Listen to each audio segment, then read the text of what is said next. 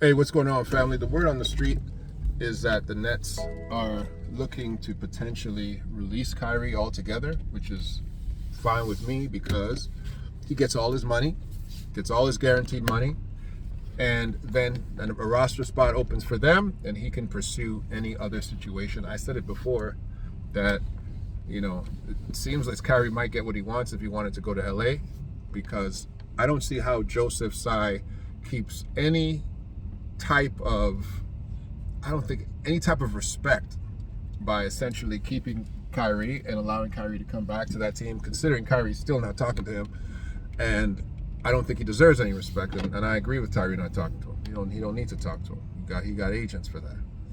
So I'm seeing that he potentially will get released, is what the rumors are. The rumor mills are, and if he gets all the way released, that situation in Brooklyn is extremely toxic anyway. It's extremely toxic, and LeBron and the Lakers they can't wait to do something like that. The issue then remains as anybody picking him up, like a team like LA picking him up. Now that becomes a situation where they have to worry about their cap, right? They have to worry about if they got enough money to pay the money that he wants. But he's already been paid for the year, his guaranteed portion. So he might not need an incredible amount of money to finish out the year. He might take a pay cut, and it's to his best advantage to play anyway. He was on the last year of his contract, so all this is not a big deal to me. It's really not a big deal. I don't think they deserve Kyrie's merchandising from his jersey. I don't think they deserve Kyrie's skill. And I don't think his team has done anything in respect to speaking up and saying, hey, we want Kyrie back. So at the end of the day, to me, whatever. If the Nets release him and he gets to go and figure out his life somewhere else, that's fantastic. That's fantastic for him. The Nets clearly are going nowhere fast. They had a big opportunity for Ime Udoka, and and it would be the stupidest thing in the world to basically release Kyrie and not hire Ime. If they knew they were going to release Kyrie, then at least they should have hired Ime. You know what I'm saying? Like, why release Kyrie and not hire Ime? Like, it's one or the other. You're going to keep one situation that's potentially positive, but I guess they don't want the drama. They want to have a very pedestrian franchise. They got Kevin Durant, and they know they're not going to win a championship this year, so they're like, why bother? Why bother taking on any more stress? And clearly, again, that owner, he doesn't have the gumption to actually be an NBA owner. He really doesn't have it, and he probably should find himself in another business. And I don't think he's going to try to hold on to that team, to be honest with you. It's New York City. They're vicious. It's not going to last. So at the end of the day, it is what it is. We're still pushing full speed ahead in respect to some of the other things that I've been mentioning. Thankful for some of you who've gone out there and looked up Tiffany, and for those who've been hanging in there on my page, amazing. Thank you very much. All the positive comments, all the individuals who are looking to really do something positive with this channel, because I can't do nothing with this channel by myself. This channel is really about the people, and it's a people's channel. That's how I've been using it. I've been using it as a people's channel, and I'm here for as long as you want me here. Simple as that, right? I'm not doing this for money. I'm not doing this for anything. I'm doing this because I love the game of basketball. I love my culture. I love my people, and I'm gonna keep doing it. I'm gonna keep doing it. Period. I really hope, though, that if you guys can do anything for me today, please share the video about Brittany Griner. And I'm going to ask you, and listen, you guys don't know me that well. Like, my track record with the LGBT community, I've for years have been very, very, very vocal about where the fundamental Christian position is in respect to that community. That's not what this is about with Brittany Griner. This is a human rights issue, okay? This is an issue where a black young lady from our community is sitting in a penal institution in Russia, and I saw some people say some stuff. And I know people say stuff. It's social media. You say stuff. I get it, but I'm asking you to put some things aside. I've done it. I put some things, and if you felt that she's deserved anything, any type of ill treatment because of her lifestyle or whatever, if that's what you feel, that you really feel that that's what she deserves, then I think that you can say that she's probably received more than her share already. Okay, she's in Siberia, bro, like a Russian prison. I can't even imagine what that young lady's dealing with right now. So, let's put that aside. This is one of the black community, and our voice is at this time, it's amplified. It's amplified. And if we can shout from our local communities, and when I say local communities, I have black people talking to me from Taiwan, Cape Verde, Trinidad, my people them. I have black people calling me from Ivory Coast. We have a voice that's international. This is an international cry. This is not just a Western cry. Let's speak to Mr. Putin. All of us together, our voice will be heard. I promise you, our voice will be heard. A Jewish gentleman came, I don't know if he's a subscriber yet. I think he said he would be. He says what we need to do to get Putin back is to tell Joe Biden to release one of these Russian prisoners. I don't have that. I don't have that capacity. I don't have that power. Yeah, absolutely. I'm sure that's what Russia wants. They want somebody released for her, and that's what they're dealing with. They're dealing with that political fallout. But my plea is to the heart of Vladimir Putin. And there's a time that diplomacy is the way to go.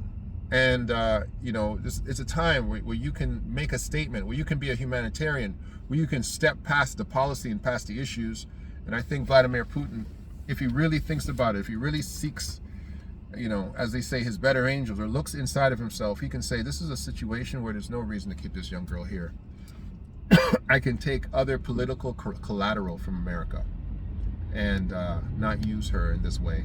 So I'm hoping that's the case, because she has a heck of a sentence, and I don't know if she can survive that long. I don't know. I really don't know, and I can imagine just what she's going through. So please do that. And again, I thank you for everybody who went and checked out Sweet Tamarind 2009. That's just my friend. We don't have a relationship in that kind of way. I just was led that I want to help her, and I'm hoping that you do. I'm hoping you guys are looking at the materials I put in my community link, and looking at Walter Arthur McKay, Dr. Walter Arthur McKay's material, for those who are looking for scholastic and academics things coming from me. Absolutely wonderful. All right. For those who checked out the live, thank you very much. And for those who didn't like it, thank you very much. Right. You still took a look. And my position is really clear. You come to me with peace, I give you peace. And that brother, that Ashkenazi man, Beryl Solomon, he came to me with peace. He reached out to me with peace when everybody was blowing up my Instagram. Other Ashkenazi and Jewish people were blowing up my Instagram, saying vile and evil things. He came to me with peace. And he sat down and he had a peaceful discussion. And ultimately, I'm a man of peace until you bring me war. And so if you guys don't like the fact that I was peaceful with a peaceful man, I can't help you, man. That's not who I am. That's not who I am, and I don't think that's who our community is. And we don't have to shout somebody down to let them know who we are. We already know who we are. Can't force somebody to ingest who we are. We already know who we are. And I can share information a multitude of ways. And I'm sorry. I apologize to the black folks who felt that I needed to go and beat this man over the head with facts. We know he's not a religious expert. And so I'm also setting up another meeting and more of his community wants to have real debate. And I told him, listen, you're not a religious expert. Bring me a rabbi so we can have these real discussions. What you witnessed with him and I discussing certain things were not his area. So of course he's gonna deflect to things of his strength.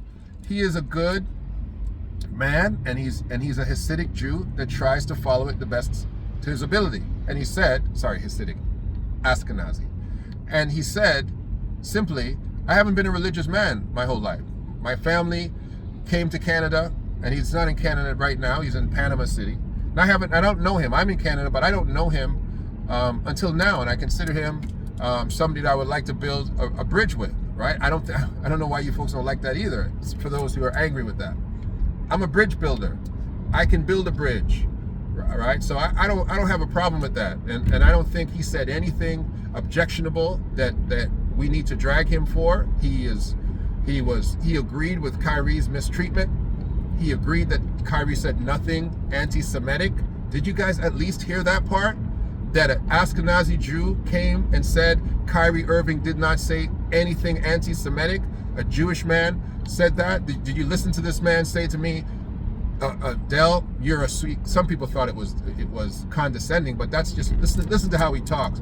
I said, am I an anti-Semite? He said, you're a sweetheart. I don't take that as condescension. Okay? It's just how the man talks. The answer is no. And so I think these things... Come on, man. We got to pick our battles, right? We got to pick our battles. We got to know who we're fighting against and who's not fighting against us. And that gentleman's not fighting against us. So why pick a battle with him, right? Why pick a battle with him? Let's not do that. Let's figure out the folks who are that we really should be focused on. We don't need to pick a battle with people who come to us in peace. Let's not do that, okay? And to the Jewish community, again, that feels that it's their privilege and right to come into my DMs and come on my Instagram. You knock yourself out, man. You guys knock yourself out. I don't care. You can go crazy in there. Ain't gonna do nothing. Ain't gonna slow me down. Ain't gonna stop me at all. To our black community, let's not do what we always do.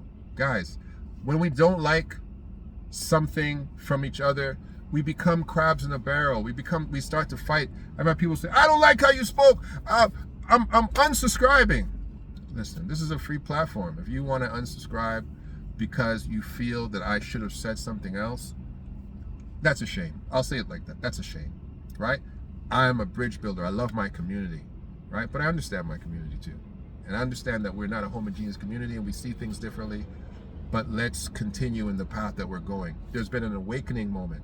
We gotta recalibrate, right? We have to learn how to deal with it ourselves differently. When we start talking about issues, they throw it back in our face. They throw water in our face and say, you guys fight within your own community. You kill each other. You attack each other. You don't have anything good to say about each other. You make music that's derogatory towards each other and you want to blame us. Right? That's what they say. So let's not give them that narrative. Let's really start a new pathway of conversation. People are like, well, all this tough talk. I'm not an internet tough guy. I'm a tough guy. I'm a real tough guy. I don't have to fight on social media. I don't have to fight on social media. I'm a 275-pound, 6'7" chocolate man. I don't have to fight on social media. And if somebody's not bringing no smoke, I'm not giving them no smoke. All right? Listen, if they release Kyrie Irving, which it sounds like they might do, that's fantastic for basketball. It's fantastic for Kyrie, but it's going to be detrimental to Joseph Tsai because we're going to cancel his behind for sure. Alibaba, you ain't getting no more money from the black community. Phil Knight, you ain't getting no more money from the black community. We're not interested. We're not interested. And we're so very happy that we don't have to buy Kyrie Irving jerseys in a Brooklyn Net uniform if you release him. And Joe Tsai, you have no capacity to manage this team. If you passed on Ime Udoka, but then you waive Kyrie Irving, you're throwing good money out the window. You're not making no sense. But maybe this is what Kyrie wants. So we don't know the backstory. Maybe Kyrie's people are saying, listen, man, he doesn't want to play for you no more. Release him. Okay? Save yourself some face. If I was sitting on Joseph Tsai's council, I'd be saying, bro, if you don't release this guy, you have zero credibility left. Like you look so weak if you don't release him. That's what I would be telling him. So if you release him, Joseph, that's probably the best thing you can do to save face and to save your franchise, because I'll tell you right now, I told you already, that you owners in the NBA, you guys don't control those teams anymore. They're controlled by the players, and this is the first nail in your coffin. That collective bargaining agreement is going to be very, very different, right? And Kyrie Irving is going to get all his money. So we ain't mad. I ain't mad. I hope that young man gets all of his money, and I hope he goes on to win a championship wherever he lands. That's my time. This is The Real Spiel. It's Del K. Brereton. Like, share, and subscribe. Tell somebody that we're still in the fight. Thanks, folks.